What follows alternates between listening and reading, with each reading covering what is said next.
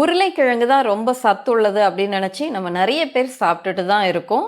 சமையல் அப்படின்னு எடுத்துக்கிட்டாவே நமக்கு கிழங்கு வகைகளில் நம்ம உருளைக்கிழங்கு தான் அதிக அளவில் பயன்படுத்துகிறோம். உருளைக்கிழங்கு பொரியல், உருளைக்கிழங்கு வறுவல், ஃப்ரெஞ்ச் ஃப்ரைஸ் அப்படின்னு உருளைக்கிழங்குல என்னென்ன வகைகள் எல்லாம் சமைக்க முடியுமோ அதையெல்லாம் சமைச்சு நல்லா ருசிச்சியும் சாப்பிட்றோம். நம்முடைய பாரம்பரிய கிழங்கு வகைகள் அப்படின்னு பார்த்தீங்கன்னா ஏராளமானது இருக்கு. ஆனா பலதும் நமக்கு தெரியாமலேயே இருக்கு. அப்படிப்பட்ட பாரம்பரியமான ஆரோக்கியமிக்க 3 கிழங்கு வகைகள் பத்தி தான் நம்ம இன்னைக்கு பார்க்க போறோம். இந்த 3 கிழங்குகளுமே உருளைக்கிழங்கை விட மிகவும் சக்தி வாய்ந்தது, சத்தானது. ஒரு கிழங்குல இவ்வளவு சத்துக்கள் நிறைஞ்சிருக்கா அப்படின்னு நம்ம ஆச்சரியப்படுற அளவுக்கு இதுல சத்துக்கள் நிறைஞ்சிருக்கு. அது மட்டும் இல்லைங்க, பல நோய்கள்ல இருந்து இது நம்ம பாதுகாக்குது. இதுல ரொம்பவே முக்கியமான ஒரு விஷயம் என்னன்னு பாத்தீங்கன்னா, சர்க்கரை நோயாளிகள் பொதுவா கிழங்கு வகைகளை சாப்பிடக்கூடாது அப்படின்னு நம்ம சொல்லுவோம் இல்லைங்களா? ஆனா இந்த 3 வகை கிழங்குகளையுமே சர்க்கரை நோயாளிகள் சாப்பிடலாம். அதுல முதல் கிழங்கு வகை கூர்க்க அப்படின்னு சொல்றாங்கங்க. சிறு கிழங்கு அப்படின்னும் இதுக்கு ஒரு பேர் இருக்கு. இதை சைனீஸ் பொட்டேட்டோ அப்படின்னும் சொல்றாங்க. இந்த கிழங்கு வகை பொதுவாகவே அக்டோபர் மாதத்திலிருந்து ஜனவரி மாதம் இந்த மாதங்கள்ல தான் அதிக அளவுல கிடைக்குது. முக்கியமா பொங்கல் பண்டிகை வர நாட்கள்ல தான் நமக்கு இங்க தமிழ்நாட்டுல அதிக அளவுல கிடைக்குது. மற்ற நேரங்கள்ல இந்த கிழங்கு அவ்வளவா கிடைக்கிறது இல்ல. கேரளாவில் இந்த உணவை அதிக அளவுல பயன்படுத்தி சாப்பிட்டுட்டு இருக்காங்க. இந்த சிறு கிழங்க முதல்ல நான் எப்போ சாப்பிட்டேன்னு பார்த்தீங்கன்னா, என்னுடைய தோழிக்கு பூர்வீகம் கேரளா. அவங்க தமிழ்நாட்டில் தங்கி இருந்ததுனால அவங்க வீட்டில் இந்த கூர்க்க அப்படிங்கிற கிழங்கோட பொரியலை நான் சாப்பிட்ருக்கேன். அது ரொம்பவே சுவையாக இருக்குங்க. சிறிதளவு அதில் ஒரு மண் வாசனை மாதிரி நமக்கு தோணும். ஆனால் அது சாப்பிட்றதுக்கு ரொம்பவே சுவையாக இருக்கும். இந்த சிறு கிழங்குல நார் சத்து அதிகமாக இருக்குது. இது உங்களுடைய செரிமானத்திற்கு ரொம்பவே உதவியாக இருக்குது. குடலும் ரொம்பவே ஆரோக்கியமா இருக்கிறதுக்கு இந்த கிழங்கு வகை உபயோகமா இருக்கு. இந்த சிறு கிழங்குல வைட்டமின் சி இருக்கு, பொட்டாசியமும் இருக்கு. இதனால யாராவது எதிர்ப்பு சக்தி ரொம்பவே குறைவா இருக்காங்க அப்படின்னா அவங்களுக்கெல்லாம் இந்த கிழங்கு ஒரு வரப்பிரசாதம். இது உங்களுடைய இதயத்தையும் பாதுகாக்குது. இந்த சிறு கிழங்குல அதிக அளவுல கால்சியம் இருக்கு, இரும்பு சத்தும் இருக்கு. ரத்தத்துல சர்க்கரையோட அளவை குறைக்கிறதுக்கும் இந்த சிறுகிழங்கு ரொம்பவே பயனுள்ளதா இருக்கு. இத சர்க்கரை நோயாளிகள் சாப்பிடலாமா அப்படின்னு பாத்தீங்கன்னா, இந்த சிறுகிழங்க சர்க்கரை நோயாளிகள் சாப்பிடலாம். ஆனா அளவோட சாப்பிடுங்க. இந்த சிறுகிழங்குல வைட்டமின் B6 இருக்கிறதுனால உங்களுடைய நரம்புகளோட செயல்பாட்டிற்கு இது உறுதுணையா இருக்கு. அது மட்டும் இல்லைங்க, பாரம்பரிய மருத்துவ முறைகள்ல இந்த சிறு கிழங்கோட இலைகளையும் இந்த சிறு கிழங்கையுமே கூட பல தோல் நோய்களை குணப்படுத்த பயன்படுத்தியிருக்காங்க. உடம்புல புண்கள் ஏற்படும் போது அந்த புண்களை குணப்படுத்துறதுக்குமே கூட இந்த சிறு கிழங்க பயன்படுத்தியிருக்காங்க. இல்லைன்னா தண்ணீர்ல கூட வேக வச்சு நீங்க சாப்பிடலாம்.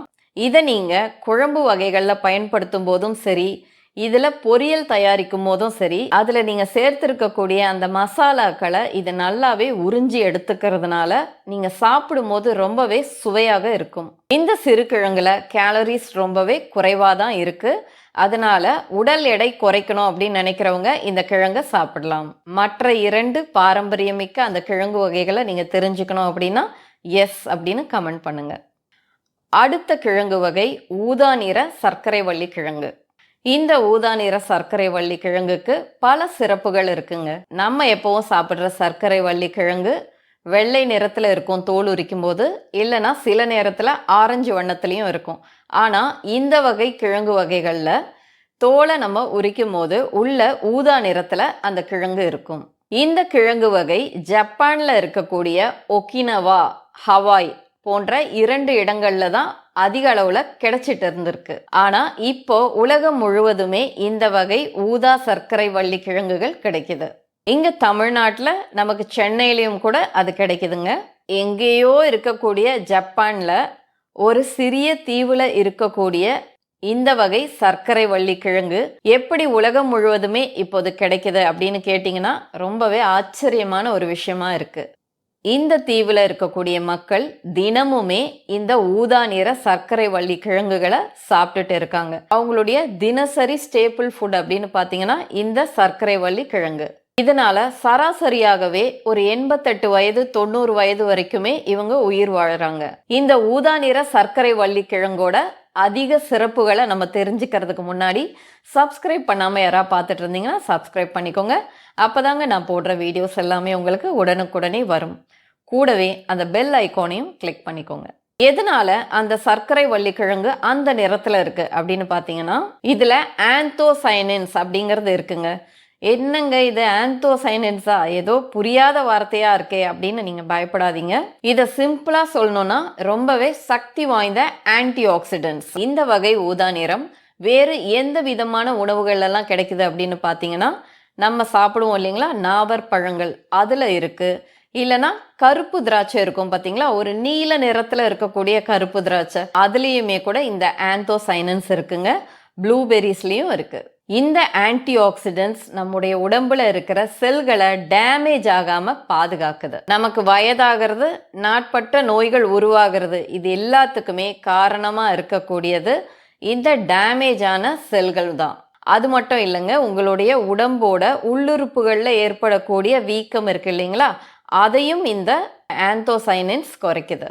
இப்படி உங்களுடைய உள்ளுறுப்புகளில் வீக்கம் ஏற்பட்டுச்சுன்னா அது அதிக நாட்கள் தொடர்ந்து இருக்கும்போது இதனால உங்களுக்கு இதயம் சம்பந்தப்பட்ட நோய்களும், சர்க்கரை நோய், மறதி இது எல்லாமே ஏற்படுது. அல்சீமர் தொடர்புடைய மறதி, சில வகை கேன்சர், இது எல்லாமே இந்த வகை பர்பிள் நிற சர்க்கரை வள்ளிக்கிழங்க நீங்க தொடர்ந்து சாப்பிட்டுட்டே இருக்கும்போது இந்த வகையான நோய்கள் உங்களுக்கு ஏற்படாம அதோட ரிஸ்கை இது குறைக்குது. இந்த ஊதா நிற சர்க்கரை வள்ளிக்கிழங்கு இருக்கு இல்லைங்களா, அது மூளை வளர்ச்சிக்கு ரொம்பவே நல்லதுங்க. இதை குழந்தைகள், பெரியவர்கள் எல்லாருமே சாப்பிடலாம். வயதாகும் போது ஏற்படக்கூடிய மறதி பிரச்சனையையும் இது தவிர்க்குது. இந்த 2 பிரச்சனை தான் பொதுவாகவே நமக்கு வயதானவர்கள்கிட்ட காணப்படுற விஷயம். ஆனா இந்த 2 விஷயத்தையுமே இது சரி செய்யறதுனால அவங்க ரொம்ப ஆரோக்கியமா இருக்காங்க. ரொம்ப முதுமையான வயது அப்படின்னு நம்ம நினைக்கக்கூடியவங்களால கூட ஒரு நடுத்தர வயதுள்ளவர்கள் என்னென்ன வேலைகள் செய்ய முடியுதோ அது எல்லாமே இவங்களால செய்ய முடியுது. உங்களுடைய பிபி எப்போதுமே நார்மலா இருக்கிறதுக்கு இது உதவுது. சில ஆய்வுகள்ல என்ன சொல்லியிருக்காங்கன்னா, இந்த ஆந்தோசைனின் இருக்கிற உணவுகளை நம்ம சாப்பிடும்போது அதனால நமக்கு கெட்ட கொலஸ்ட்ரால் கம்மியாகுது அப்படிங்கிறது. அடுத்த முக்கியமான விஷயம், ரத்தத்துல சர்க்கரையோட அளவை இது கட்டுப்பாட்டுல வைக்குது. கிளைசமிக் இண்டெக்ஸ் ரொம்ப குறைவா இருக்கிறதுனால டயபெட்டிஸ் இருக்கிறவங்களாலையும் இதை சாப்பிட முடியுது. இந்த ஊதா நிற சர்க்கரை வள்ளிக்கிழங்குல ஃபைபர் அதிகமா இருக்குங்க. அதனால உங்களுக்கு மலச்சிக்கல் பிரச்சனை ஏற்படாமையும் உங்களுடைய குடல்ல ஆரோக்கியமான பாக்டீரியாக்களையும் இது உருவாக்குது. அடுத்த கிழங்கு வகை என்னன்னு பார்த்தீங்கன்னா முடவாட்டுக்கால் கிழங்கு. இந்த முடவாட்டுக்கால் கிழங்கு பொதுவாகவே கொல்லிமலை, ஏற்காடு, நீலகிரி போன்ற மலை பிரதேசங்கள்ல தான் அதிக அளவுல கிடைக்குது. ஆனா இப்போது நமக்கு எல்லா காய்கறி கடைகள்லையுமே இந்த வகை கிழங்கு கிடைக்குது. இந்த கிழங்கு பார்ப்பதற்கு ஆட்டோடைய கால் எப்படி இருக்குமோ அதே அமைப்புல இருக்குங்க. இந்த கிழங்குகளுக்கு விதைகளோ எதுவுமே கிடையாதுங்க. பின்ன எப்படி இது உற்பத்தி ஆகுது அப்படின்னு பார்த்தீங்கன்னா, இந்த கிழங்கு வகை பொதுவாகவே 2 பாறைகளோட இடுக்கு இருக்கும் இல்லைங்களா, அந்த வகை இடுக்குகள்ல சுத்தமான மழை நீர் இந்த 2 பாறைகளுக்கு நடுவுல போகும்போது அப்போதான் இந்த கிழங்கு முளைக்குது. இதை நம்ம தாராளமா இயற்கை நமக்கு கொடுத்த ஒரு பரிசு அப்படின்னு கண்டிப்பா சொல்லலாங்க. இதுல நம்ம உரங்களும் உபயோகப்படுத்தல, பூச்சிக்கொல்லிகளையும் பயன்படுத்தல. இது முற்றிலுமே இயற்கையானது. இந்த கிழங்க சித்த மருத்துவத்துல அதிக அளவுல பயன்படுத்தி இருக்காங்க. பல மலையோர கிராம பகுதிகள் இருக்கு இல்லைங்களா, அங்கெல்லாம் கூட இந்த முடவாட்டுக்கால் கிழங்க சாப்பிட்டுட்டு வந்திருக்காங்க. இந்த முடவாட்டுக்கால் கிழங்க முக்கியமா மூட்டு வலிக்கு பயன்படுத்துறாங்க. வயதாகும் போது நிறைய பேருக்கு மூட்டு வலி, கால் வலி, இடுப்பு வலி இது எல்லாமே ஏற்படுது இல்லைங்களா, அப்படிப்பட்டவங்க எல்லாமே இந்த முடவாட்டுக்காலை சாப்பிடலாம். இந்த கிழங்க பொதுவா நீங்க ஒரு 15 இல்லைன்னா அதிகபட்சம் 20 நாட்கள் மட்டும்தாங்க நீங்க தொடர்ந்து சாப்பிடணும். அதுக்கப்புறம் கண்டிப்பா இதை சாப்பிடக்கூடாது. இது ஒரு மருந்து மாதிரி தான். இந்த முடவாட்டுக்கால் கிழங்க நீங்க சூப் வச்சு சாப்பிடலாம். இதை நீங்க தொடர்ந்து சாப்பிட்டுட்டே வரும்போது வலி குறையுது அப்படின்னு பெரும்பாலானோர் சொல்றாங்க. அது மட்டும் இல்லைங்க, மூட்டுக்கல்ல ஏற்படக்கூடிய வீக்கம் இருக்கு இல்லைங்களா, அதையும் இந்த சூப் குறைக்குது. சில பேருக்கு பார்த்தீங்கன்னா நிற்கவும் முடியாது, நடக்கவும் முடியாது. அப்படி இருக்கவங்க கூட இதை ஒரு 15 நாட்கள் சாப்பிட்டு வந்தால் அவங்களால ரொம்ப எளிதாகவே எந்திரிக்க முடியும், நடக்க முடியும் அப்படின்னு சொல்கிறாங்க. இந்த முடவாட்டுக்கால் கிழங்குல எலும்புகளுக்கு ரொம்பவே முக்கியமான கால்சியம், மெக்னீசியம் இது 2மே இருக்கு. பெண்களை பொறுத்த வரைக்கும் பிரசவம் முடிந்த பின்பு பெண்கள் உடல் தேறுவதற்கு இதை அவங்க சாப்பிடலாம். மெனோபாஸ் நேரத்தில் இருக்கிறவங்களும் இதை சாப்பிடலாம். கல்லீரலுக்கு இது ரொம்பவே நல்லது. அது மட்டும் இல்லைங்க, எதிர்ப்பு சக்தியும் இதை அதிகரிக்குது. எங்கெங்கெல்லாம் உங்களுக்கு உடல்ல வலி இருக்கோ அங்கெல்லாம் இதை அரைச்சி மேலே பூசி வரும்போது அந்த வலி குறையுது அப்படிங்கிறதையும் சொல்கிறாங்க. இந்த காணொளி உங்களுக்கு உபயோகமாக இருந்தால் இதை நீங்கள் லைக் பண்ணுங்கள். இந்த காணொளி உங்களுக்கு உபயோகமாக இருந்த மாதிரி உங்களுடைய நண்பர்களுக்கோ அன்பானவர்களுக்கோ இது தேவைப்படும் அப்படின்னு நினச்சிங்கன்னா அவங்களுக்கும் இதை ஷேர் பண்ணுங்கள்.